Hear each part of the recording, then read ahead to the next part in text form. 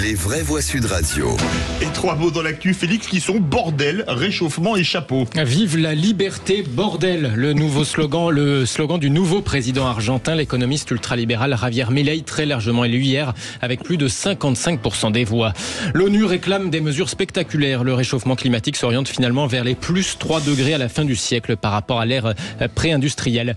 Et puis un chapeau à 1 932 000 €. Qui dit mieux? L'un des fameux bicornes noirs de Napoléon s'est envolé aux enchères hier à Fontainebleau. Les vraies voix Sud Radio.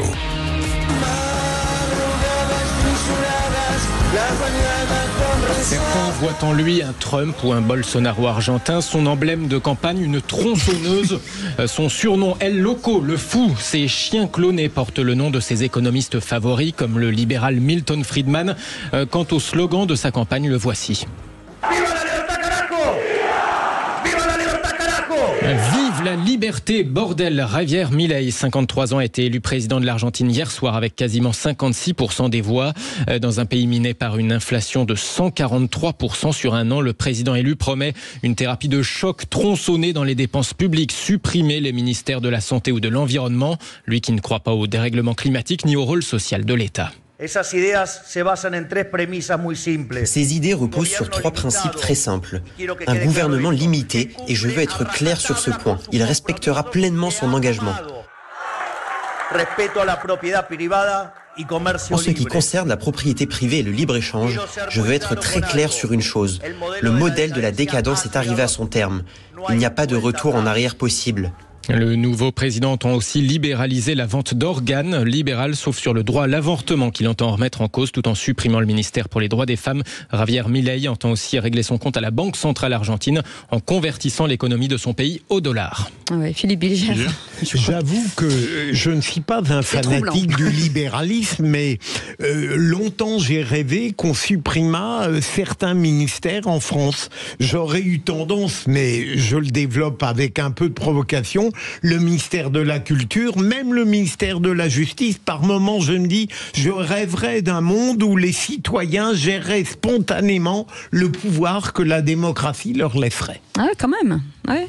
Il est coloré, François Pupponi. Oui, il est coloré, mais enfin, quand on regarde un peu ce qui se passe depuis quelques mois maintenant dans toutes les élections dans un peu tous les pays, on est assez catastrophé de voir qui est élu. Mais c'est révélateur aussi d'une crise profonde, politique, morale, sociétale, et que les gens sont capables d'aller vers l'aventure. Voilà, pour un président, enfin un candidat qui explique qu'il va faire ce qu'est en train de faire le président argentin. C'était un peu le cas de Bolsonaro au Brésil. Les gens en sont revenus après. Mais aujourd'hui, c'est une réalité. Et l'ordre mondial est en train de basculer dans autre chose. Quand on voit comment la Russie, la Chine, la Turquie sont en train d'essayer de tout réorganiser à leur profit, on ne peut être qu'inquiet. Parce que des dérives comme celle-là ne peuvent pas apporter, selon moi, quelque chose de positif. Il a dit, entre la mafia et l'État, je préfère la mafia, elle ne ment pas, Loïc Guérin. Ça doit inspirer un pénaliste, ça. Ah oui, là pour le coup, oui, je savais pas, j'ai pas entendu celle-là. Si. Au moins, on va s'amuser, mais je suis pas sûr qu'on s'amuse longtemps.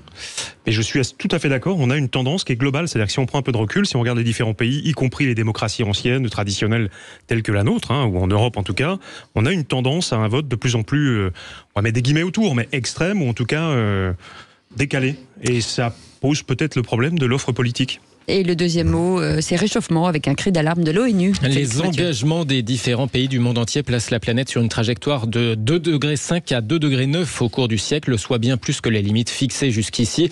On serait à 3 degrés de plus de réchauffement par rapport à l'ère pré-industrielle. Conclusion du nouveau rapport du programme de l'ONU pour l'environnement, d'où cette alerte du secrétaire général des Nations Unies, Antonio Guterres. Les dirigeants ne peuvent plus remettre les décisions à plus tard. Nous sommes à court. La COP28 doit nous préparer à des mesures spectaculaires. Maintenant. Le secrétaire général de l'ONU, Antonio Guterres. Et troisième mot, chapeau, avec cette vente record pour l'un des bicornes de Napoléon, ce qui va faire plaisir à notre ami corse, François Pupponi. 1 932 000 € le couvre-chef impérial, soit environ 50 000 € de plus que le précédent record de 2014. Ça vous a pas coûté cher finalement, François. Record, on n'est pas si mauvais les Corses quand même. Napoléon aurait usé quand même 120 bicornes au cours de son règne, alors il en reste une vingtaine d'authentiques dans le monde, dont 15 dans des musées. C'est pourquoi, pour ceux qui restent, les prix s'envolent, atteignent des sommets, comme l'explique Jean-Pierre Orsena, le commissaire-priseur président de cette maison d'enchères Orsena. Ce chapeau-là, c'est la symbolique totale de l'empereur. Napoléon, on le reconnaissait partout. Avec son chapeau, il le portait comme ça en travers. Et donc, quand vous avez le chapeau de Napoléon, vous touchez complètement l'histoire de France, vous touchez Napoléon. La valeur d'un souvenir historique, c'est la traçabilité. On doit le suivre depuis le début, là c'est 1806 jusqu'à aujourd'hui. Donc elle a été donnée dans la famille, ensuite il était dans un musée, le musée de l'Empérie à Salon-de-Provence, qui est devenu le musée de l'armée. On le trace complètement, on sait exactement depuis 1806 ce qu'il est devenu ce chapeau. Propos recueillis par Greg Ozan de l'agence France Presse. On ne connaît pas l'identité de l'acheteur. En tout cas, c'est peut-être une forme de réponse dans les faits à Ridley Scott, qui considérait ce week-end que les Français ne s'aimaient pas, selon Ridley Scott, à propos des critiques sur les approximations historiques de son film. Donc voilà la réponse. En tout cas, les prix et les chapeaux de Napoléon valent quand même assez cher. Absolument. Merci beaucoup, Félix. Mathieu, on vous retrouve après 18h pour le Top Clic.